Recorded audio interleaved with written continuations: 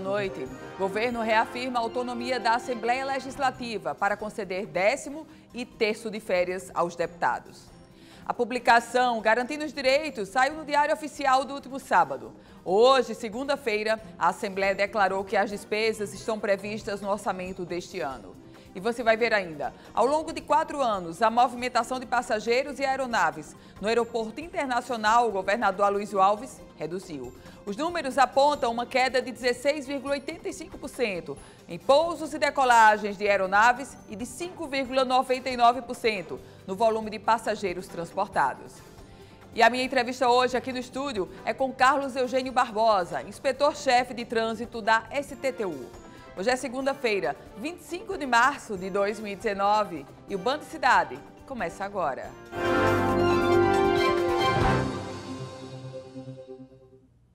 Os deputados estaduais passarão a receber 13º salário e férias. A lei que regulamentou o pagamento foi promulgada nesse último sábado. E hoje, segunda-feira, através de nota, o governo declarou que não vetou o projeto para não interferir na autonomia da Casa Legislativa. Coube ao Procurador-Geral da Assembleia Legislativa explicar a promulgação da lei que concedeu o 13º salário e pagamento de férias aos deputados estaduais. A medida ainda é retroativa a 2015. Eu entendo que pelo julgado do STF não há ilegalidade em si, mas a recomendação é exatamente da feitura de uma lei para que isso possa ter a regulamentação necessária. A lei foi promulgada pelo presidente da Assembleia, Ezequiel Ferreira, e publicada no Diário Oficial do Legislativo no último sábado. Até 2015, os deputados estaduais recebiam o 13º, mas em 2016, o Ministério Público recomendou a suspensão do pagamento. A Constituição ela prevê o texto de férias para todos os servidores, não é só o seletista, o estatutário, o agente público, como é assim na magistratura, como é assim na promotoria. E o que se fez foi exatamente regulamentar isso. A governadora do estado, Fátima Bezerra, através de nota, pediu que o benefício somente fosse implantado após regularizada a situação salarial dos servidores do Poder Executivo. Fátima Bezerra declarou ainda que a Assembleia Legislativa é formada por representantes da sociedade potiguar que conhecem a realidade do estado.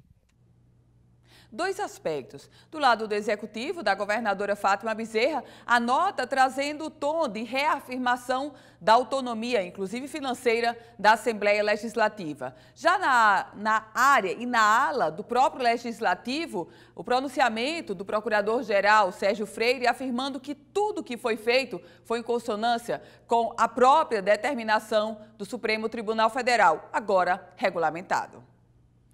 Depois do Detran, agora é a vez da STTU aqui em Natal autorizar o pagamento de multas parceladas no cartão de crédito. Multas de qualquer valor poderão ser parceladas já a partir de agora. A partir de hoje, a Secretaria de Mobilidade Urbana de Natal passa a parcelar os valores cobrados nas multas de trânsito no cartão de crédito. A medida atende determinação do Conselho Nacional de Trânsito. Essa resolução ela veio, ajudá-lo, o proprietário, aquele que não podia pagar a multa à vista, certo? Poder parcelar e regularizar seu débito. Poderão ser parceladas multas de qualquer valor, sendo cobrada uma taxa de serviço da máquina do cartão. O valor desse custo a mais dependerá da quantidade de parcelas. Ele vai chegar aqui, vai somar o débito que ele tem e ele vai poder parcelar em até 12 vezes. O cartão usado no parcelamento poderá ser do proprietário do veículo ou de terceiros, desde que autorizado pelo titular do cartão. Para pagar a multa no cartão de crédito em Natal, a STTU só disponibilizou um ponto de pagamento. A princípio, a gente vai atender os proprietários aqui na Central do Usuário, na STTU. Ao longo de 4 anos, a movimentação de passageiros e aeronaves no Aeroporto Internacional, o governador Aloysio Alves reduziu. A partir de um processo de raspagem de dados no portal da Inframérica, a administradora do terminal aeroviário, os números apontam uma queda de 16,85% em pousos e decolagens de aeronave e de 5,99% no volume de passageiros transportados em escala ou conexão no aeroporto. Os dados são referentes aos anos de 2014 a 2018 e apontam ainda uma ampliação no quantitativo de cargas despachadas no terminal aeroviário para destinos tanto nacionais e, sobretudo, internacionais. Esse aumento de cargas foi de 41,52% no mesmo período. O Aeroporto Internacional de São Gonçalo do Amarante, uma obra essencial para a economia do Rio Grande do Norte. Quando foi construído pelo consórcio Inframérica e, neste momento, esse processo de construção está sob investigação porque há suspeitas, há informações de que propinas foram pagas para esse terminal do Aeroporto Internacional de São Gonçalo do Amarante. Quando foi construído, a proposta era a redenção da economia do Rio Grande do Norte. No aeroporto, vamos ter um hub da Latam. No aeroporto, vai ter um hub dos Correios. Fizemos fotos, os gestores fizeram fotos, muitos discursos, entrevistas e nada. Os números que mostram agora da redução de pousos e decolagens, chegando a quase 20%. Os números que mostram uma redução de quase 6% no volume de passageiros, só atestam o superdimensionamento do Aeroporto Internacional de São Gonçalo do Amarante. E aposte, pagamos muito caro por esse terminal. O desafio agora dos gestores e eu não vou voltar ao passado, é daqui para frente, tentarem fazer esse aeroporto, ele ser usado, ele ser aproveitado no seu potencial. A realidade que a gente tem hoje é o aeroporto descendo a ladeira, literalmente, no quesito de números de pousos e decolagens, em se tratando de passageiros na mesma vertente e o Potiguar pagando mais caro por suas passagens e com um detalhe ainda mais complicado, com uma oferta cada vez menor. O projeto de redenção do aeroporto de São Gonçalo do Amarante, até o momento, o que tudo parece é que aquela obra teve uma outra vertente, ainda pouco conhecida por nós. A cobertura vacinal aqui no Rio Grande do Norte é de apenas 35%. O número deixou os órgãos de saúde em alerta, sobretudo em um momento em que o Brasil perde o certificado de país livre de sarampo. Nos bancos de espera para vacinação, ninguém aguardando atendimento. Às 10h30 da manhã desta segunda-feira, no posto de saúde do bairro de Candelária, já não tinha mais ninguém para ser vacinado. E olha que na unidade são oferecidas 14 vacinas diferentes. Quem trabalha aqui diz que a procura pelas vacinas tem diminuído. Tem diminuído, apesar que hoje em dia a prefeitura ela abriu mais uma sala de vacina, é importante frisar. Essa sala de vacina ela funciona no sábado, no Midway, exatamente por conta desse horário diferenciado. Em 2018, a cobertura vacinal no Rio Grande do Norte foi de apenas 35%. Quando o ideal, segundo a Coordenadoria de Vigilância Epidemiológica da Secretaria de Saúde, é de 95% para as 4 vacinas aplicadas no primeiro ano de vida, que são a poliomielite, a pentavalente, tríplice viral e pneumocócica. A desinformação é apontada pela enfermeira do posto de saúde como um dos responsáveis pela baixa procura pelas vacinas. As pessoas já vêm com a informação formada que vacina mata, que vacina não deve ser feita, por conta de falta de informação. O quadro é preocupante porque favorece o retorno de doenças consideradas erradicadas no país, como o que aconteceu com o sarampo, que voltou a circular e fez com que o Brasil perdesse o certificado de país livre da doença. É necessário vacinar porque a população está doente, os hospitais estão lotados e hoje em dia a unidade básica ela trabalha com prevenção. A gente não pode trabalhar só com assistencialismo, a gente tem que trabalhar com prevenção, porque a prevenção vai fazer o não chegar no hospital. Aí tem um aspecto muito interessante a gente observar. Fake news, os efeitos das notícias falsas. Não é só a desinformação, mas é a informação mentirosa que chega através das redes sociais. Portanto, se você compartilha notícias falsas sobre vacina, a culpa desse baixíssimo índice também é sua. Aliás, esse baixo índice também encontra outros 2 responsáveis, eu e você. Afinal de contas, A gestão da rede pública municipal de saúde e da rede pública estadual tem vacina em estoque. Se só alcançamos o índice de 35%, os responsáveis somos nós dois. E os responsáveis também pela proliferação de doenças. Agora é hora de convocação para melhorar esses índices. E vamos conferir agora a previsão do tempo para amanhã, terça-feira, 26 de março. Em Natal, o dia começa com sol, mas poderá chover à tarde e à noite. A mínima é de 24 graus e a máxima de 33 graus. Em Rafael Fernandes, também a previsão de chuva para o final da terça-feira. A mínima por lá é de 22 graus e a máxima de 32 graus. Já em Macau, faz sol pela manhã, mas poderão ocorrer pancadas de chuva à tarde e à noite. A mínima é de 22 graus e a máxima de 34 graus. O Band Cidade volta em instantes.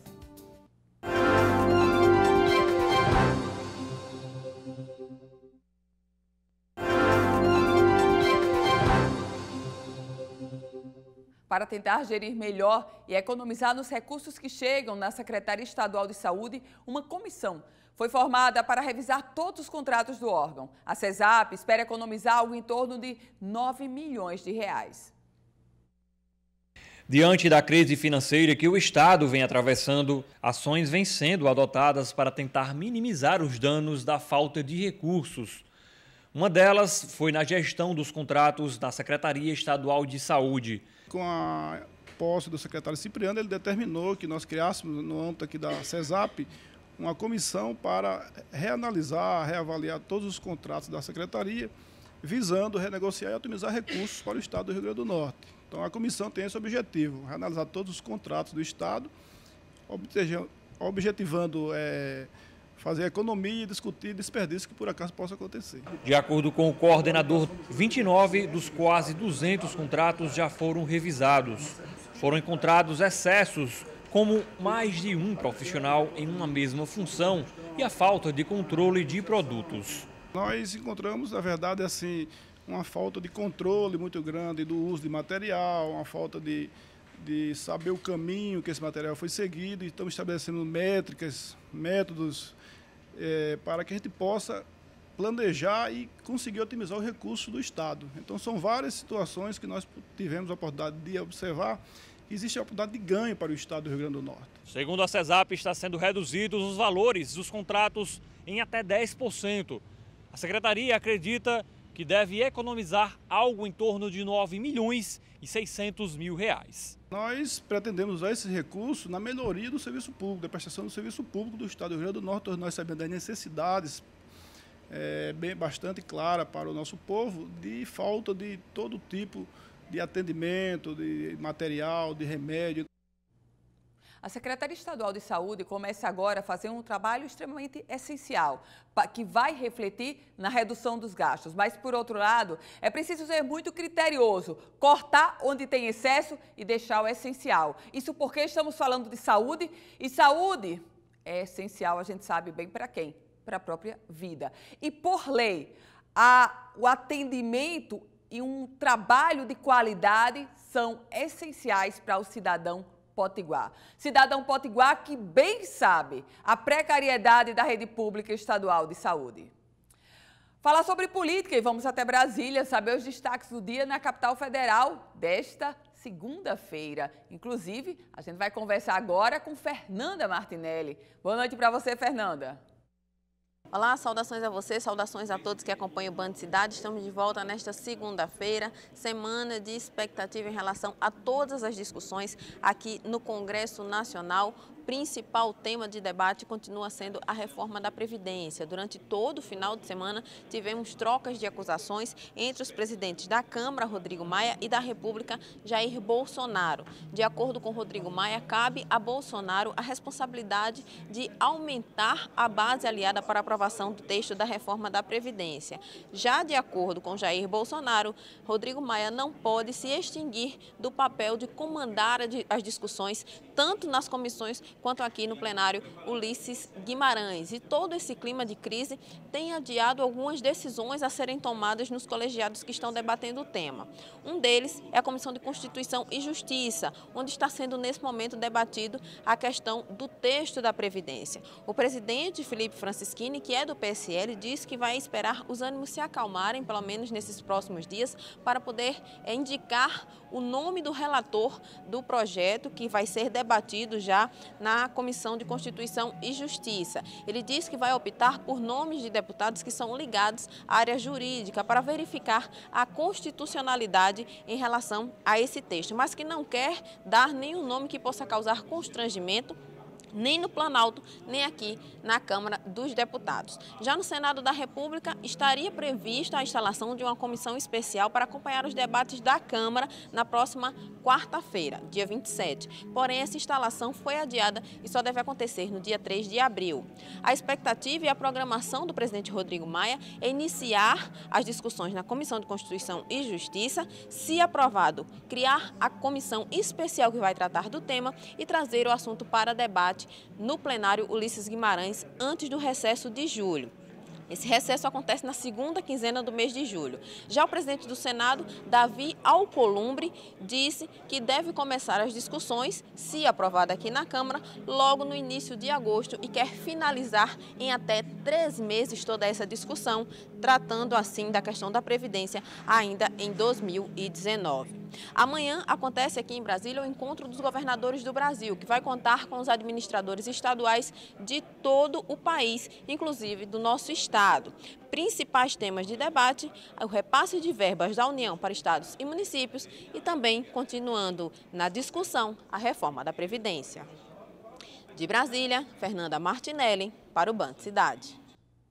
Obrigada, Fernanda. E os detalhes sobre o habeas corpus concedido ao ex-presidente Michel Temer, você acompanha daqui a pouquinho no Jornal da Band. Mas Fernanda trazia uma outra temática, a reforma da Previdência. O desejo do governo é de agilidade, é de celeridade. E o problema é que o entrave, a falta de diálogo, a discussão pública, a briga via Twitter entre o presidente Jair Bolsonaro, o filho dele, com o presidente da Câmara, o deputado federal Rodrigo Maia, essa discussão, essa briga pública surgem como grandes pedras na votação desse projeto de reforma da Previdência. Acredite, nada vai caminhar, nada vai andar se não for construída uma ponte para diálogo e uma relação republicana entre Congresso Nacional e o Executivo e a União. O passado longínquo mostra exatamente que esse duelo, essa briga é extremamente prejudicial para o país. E o que está posto no momento são campos distintos, opostos e de briga grande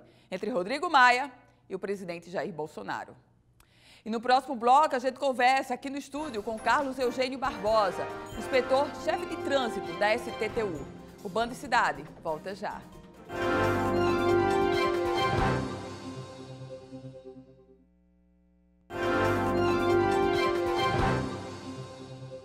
De volta com o Band Cidade. E agora é hora de entrevista. Eu recebo aqui no estúdio Carlos Eugênio Barbosa, ele que é inspetor-chefe de trânsito da STTU. Inspetor, boa noite, seja muito bem-vindo. Boa noite, é um prazer aqui.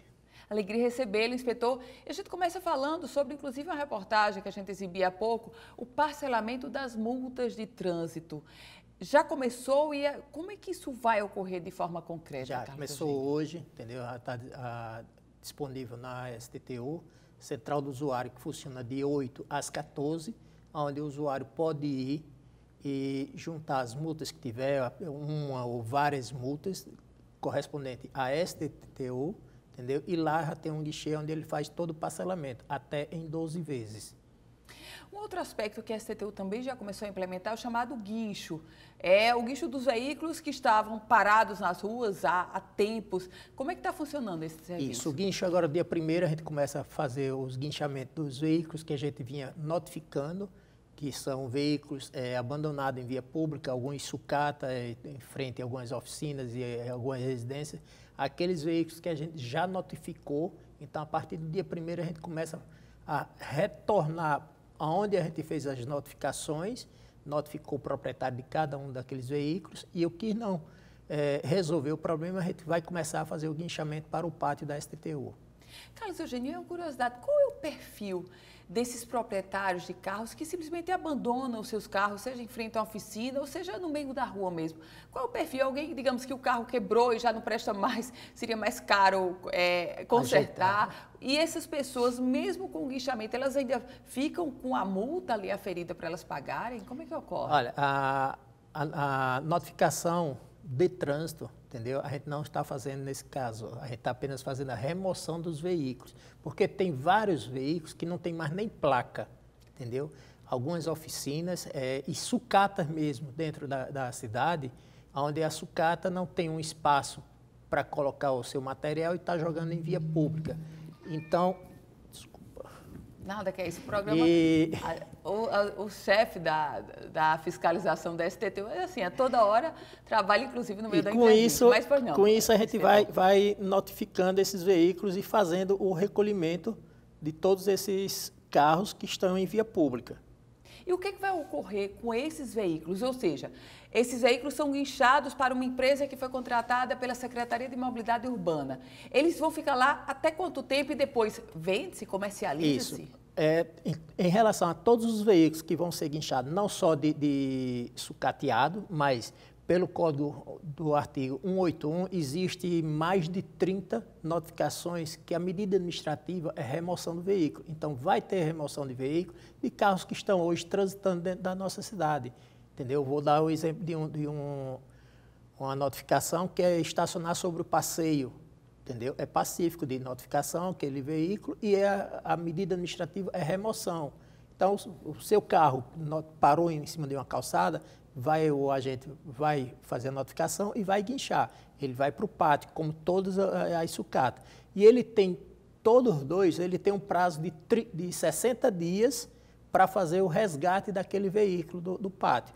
Caso dentro do prazo dos 60 dias não resgatar, então já pode ser feito o leilão daquele veículo. Inspetor, o que o senhor está falando é algo extremamente interessante, sobretudo porque às vezes a gente está parada, está passando nas ruas e tem, não estaciona, sujeito a guincho. Ou seja, se um cidadão parou num passeio público, parou em frente a uma garagem, ele não só pode ser multado, como naquele momento, mesmo que ele não passe, digamos, um dia todo estacionado irregularmente, mas o carro dele pode ser já guinchado? Pode, exatamente. Como eu falei, no artigo 181 tem mais de 30, entendeu, incisos onde cabe a remoção do veículo, entendeu? Que é o mais comum, que é a porta de garagem e estacionado sobre o passeio, que está lá o carro, está sem o condutor, sem ninguém presente para fazer a correção depois da notificação e o carro fica parado. Então, a gente o agente que notificou naquele momento, ele vai acionar o guincho e será guinchado aquele veículo para o pátio. Um detalhe, os veículos, entendeu? Para sair do pátio, ele tem que estar em dia. Se ele tiver alguma pendência juntamente ao DETRAN, alguma notificação ou licenciamento, ele tem de regularizar para poder sair do pátio. Inspetor Carlos Eugênio, eu queria aproveitar a participação do senhor aqui para a gente falar sobre um outro estudo que já foi inclusive adiantado aqui mesmo no Banco Cidade pelo secretário adjunto da STTU. Há novos binários na capital potiguar, no caso ali na Avenida Jaguarari e na Rua São José. Como é que está esse projeto? Isso, ele está no projeto, o setor de engenharia fazendo todo o trabalho de sinalização e vendo qual o sentido da via que trabalharia melhor. Se seria Jaguarari Centro, Candelária ou a Candelária Centro. Isso aí é a única coisa que ainda está faltando para a gente finalizar esse estudo. No caso desse estudo, deveremos ter quanto tempo para essa conclusão, a previsão? Não tem ainda uma previsão, mas a Secretaria quer fazer isso o mais rápido que puder, porque tem a cobrança que a população hoje está sentindo falta no sentido contrário. A gente fez todos os binários transversais nas principais vias e viu que surtiu efeito, entendeu? Foi bom para a população. Então, eles querem uma medida mais rápida para entrar e sair da cidade, que aí ficam jogando pedido. Por que não faz a Salgado Filho e a Prudente Moraes? Só que essas duas vias não dá para a gente fazer. Então, o que a gente estudou foi no mesmo sentido da via, que é a São José e a Jaguarari.